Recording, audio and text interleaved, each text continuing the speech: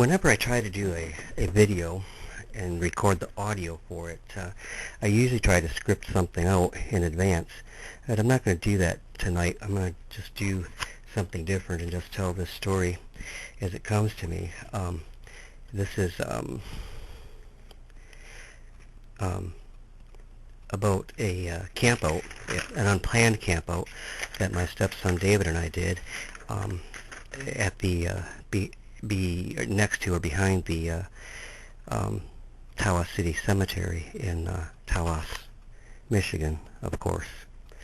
You see, I love eerie places, but I'm also easily spooked. I love the woods in the daytime. There's no place I'd rather be. And actually, I love the woods at night, too. But as soon as I hear any noises that aren't familiar to me, I am instantly spooked. Probably because I've read so many horror stories that are supposed to be true, and so many stories about UFOs and UFO abductions that I can't put those out of my mind when I'm camping out at night. But anyways, on this particular night, it was several years ago now, and I had it was a most unusual and unexpected camp out under the stars with my stepson David. One of the few times David and I have lived apart since I met him was I believe it was the summer of 2009 now, and I was staying in Tawas with my son Dennis and his friend Nate, and David was staying at a mission in Oscoda.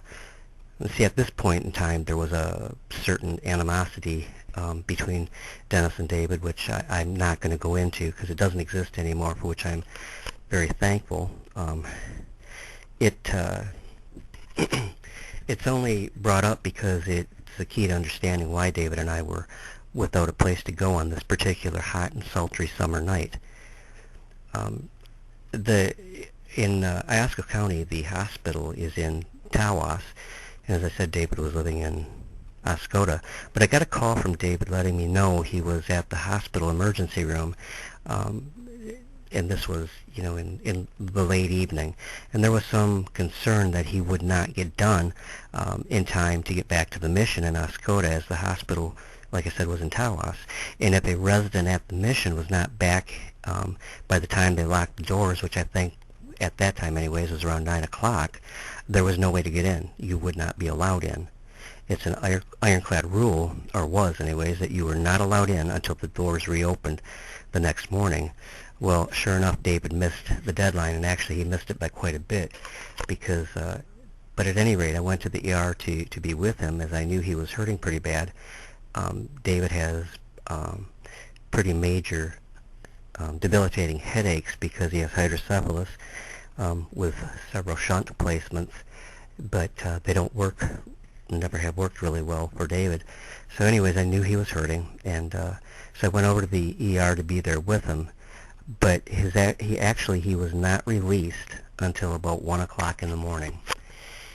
And I remember asking the nurses or the staff there if we could at least just stay in the waiting room that night until daylight, and the buses were running again, and I could get David back up to Oscoda. But I was it was rather rudely put to me that they weren't a hotel, and that we were not going to be allowed to wait there until morning, so that we had to leave, even though we didn't have a place to go, because I couldn't take David, excuse me, back over to Dennis and Nate's place. But as I said, it was pretty hot and humid, so it wouldn't be a bad night for camping out, but I didn't really know where to camp out, and I didn't have anything, of course, with me, because I didn't go to the hospital with sleeping bags and such. So we left the hospital and headed down one of the back roads and railroad tracks over to Nate's house, and had David wait outside there's a little church, Seventh-day Adventist church right there next to Nate's house, and I had David wait there while I went inside, trying not to wake anybody up, to get my sleeping bag and then several blankets. Even though it was really hot, being out under the stars, I still wanted to cover up. It turns out that Dennis wasn't even there, and actually wasn't back until the next day, but I didn't know that was the case at the time, or I'd have probably snuck David in anyways. But I grabbed those things, and we both wondered, well, where are we going to camp? I mean, there's lots of woods around Tawas, but we were in town. You'd have to go quite a ways, walk quite a ways in the dark to get, to the woods anyplace. So we started walking, and I was afraid that we'd get stopped by the police or something, because by this time it was well after 2 in the morning. And here we are walking down side streets and that with sleeping bags, blankets, and a couple pillows.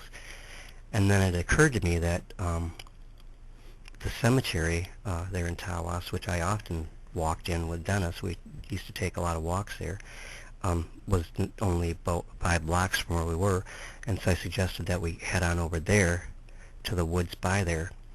And so we did, and I remember all the fireflies that were out that night. They were extraordinary. Being so humid, there was also a heavy haze in the air, and we walked the quiet streets to. We didn't see any police. We didn't see any cars at all, and we walked down the dark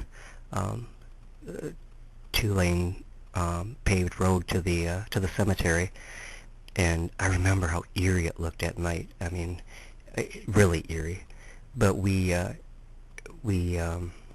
went into the cemetery, and we went down this one side road that that curves around the perimeter of the cemetery. And we went about halfway around, and I said, well, let's go off in the heavy woods and brush there, and we can camp there overnight. And then I could get him back to Oscoda in the morning. So we pushed our way in through the brush and trees and found a small little clearing where we were able to lay out the sleeping bag, and I let David have that. And then I laid out the blanket on the ground, and it wasn't cold, but oh my God, the mosquitoes were horrid. They were relentless. And it was too hot to have your head covered up to keep them away from you. But if you had your head out, you were constantly getting bit up by the mosquitoes. So it was extremely uncomfortable. But once we did get settled down, we heard noises that sounded like footsteps, and not in the very far distance. And I'm thinking, okay, we're by the cemetery. What kind of footsteps are we hearing? Instead of rationalizing, oh, there's probably deer and all kinds of little wild nocturnal critters out, I was thinking, we're right by the cemetery. The dead coming after us, or the aliens have come down and we're going to get abducted, or some stupid crap like that. And it was heat lightning in the distance, and I was afraid that we were gonna end up getting a storm. But we laid there quietly, and I remember just hearing these footsteps coming closer and closer through the brush and trees. And I peeked out to the oddest sight, because there were deer, and we must have been on a deer path or close to one, because there were deer walking towards us and actually walking around us, and which I found kind of odd, because if they would have had caught the human scent, I would think they would not have walked right there amongst us. But they walked on through and didn't bother us or seem to notice us. I'm certainly glad that neither of us got stepped on. But then, after they went through, it was a fairly peaceful, quiet night. There was the yipping of a coyote in the distance. Probably one of the loneliest sounds you can hear at night to me is a coyote yipping in the distance, and this one went on for quite some time. And there was the call of the hoot owls back and forth, and of course also the crickets and bullfrogs, because there was a swamp not too far away. Probably my favorite sound in the summertime, whether it's daytime or at night, is the sound of bullfrogs and crickets, because it sounds like there's a million voice choir out there praising God for their creation and for the warmth of the summer. So it was not an overly dark night. The moon, I don't think, was full, but must have been pretty near to being full. But in the morning, we got up, and I stowed the sleeping bag and stuff where I thought nobody would find it, so I could come back later in the day to get it.